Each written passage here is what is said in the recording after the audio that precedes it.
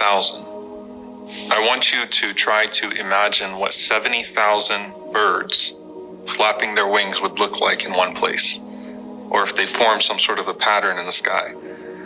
I want you to think about 70,000 soldiers in one place and what that looks like.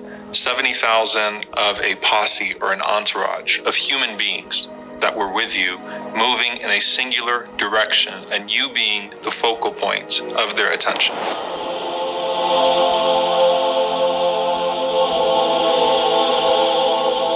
Now think about this hadith from the Prophet ﷺ. The Prophet ﷺ said that when someone goes to visit their brother or sister for the sake of Allah subhanahu wa ta'ala that is ill, 70,000 angels accompany them to that visit, all praying and seeking forgiveness upon that person, for that person from Allah subhanahu wa ta'ala, all the way until the next day. So if you go to visit your brother or sister in the evening, the Prophet ﷺ said 70,000 angels will accompany you upon that visit, all seeking forgiveness for you, praying upon you throughout that entire time, all the way until the next morning. So they don't even stop when you get to the visit that you're supposed to get to.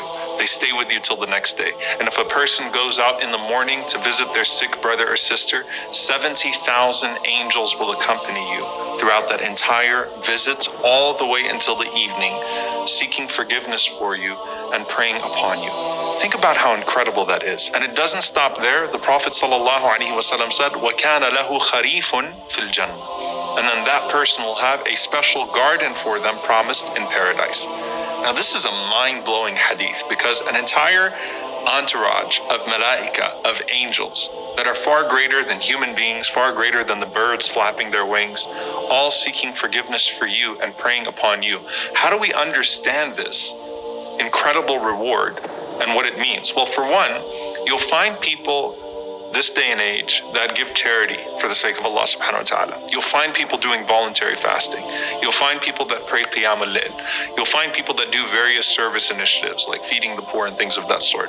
How rare is it to find people that visit sick people for the sake of Allah subhanahu wa ta'ala, not because they're a chaplain at a hospital, not because they've been called as an imam or in some pastoral capacity to take care of someone, not because it's family, but just as a form of seeking reward from Allah, as a form of getting closer to Allah on a regular basis, saying, I'm going to visit sick people for the sake of Allah subhanahu wa ta'ala. So the first thing is how rare it is to find people that do that, communities or groups or organizations that do that as a religious habit, separated from all other things. And of course, connect that to what the Prophet ﷺ has already said about a person that just goes to visit their brother or sister for the sake of Allah subhanahu wa ta'ala, for the sake of Allah and nothing else, visiting a sick person. The second thing of this is that if you remember previously, we said that Allah has said that He is with the sick person, but Allah subhanahu wa ta'ala, when speaking about the hungry and the thirsty, Allah mentioned His reward having been with that person.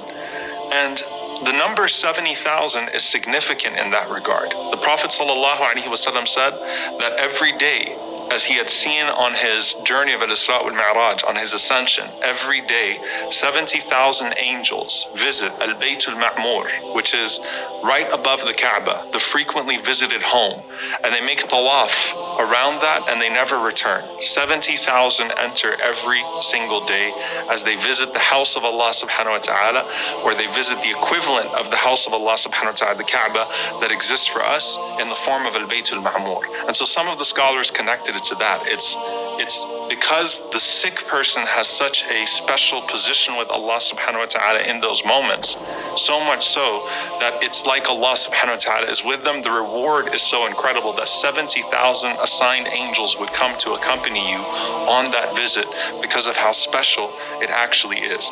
And if you add that to the reward of someone who fasts, you add that to someone who's fasting in the month of Ramadan, you add that to someone who's giving charity and the reward of charity, you add that to just the reward of checking up on someone for the sake of Allah subhanahu wa ta'ala, particularly when someone needs it most, when they're feeling ill.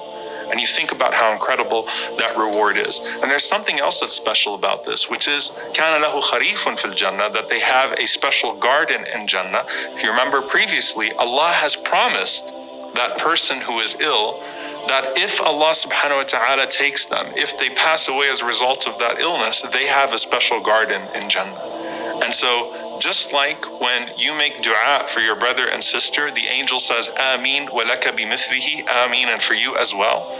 When you go and visit your brother and sister and you make dua for them and you fulfill that obligation, you're getting the same reward as they are getting, inshaAllah ta'ala, which is a garden in paradise, the forgiveness for sins, and the angels that are praying upon you and seeking forgiveness for you from the Lord of the worlds at that time.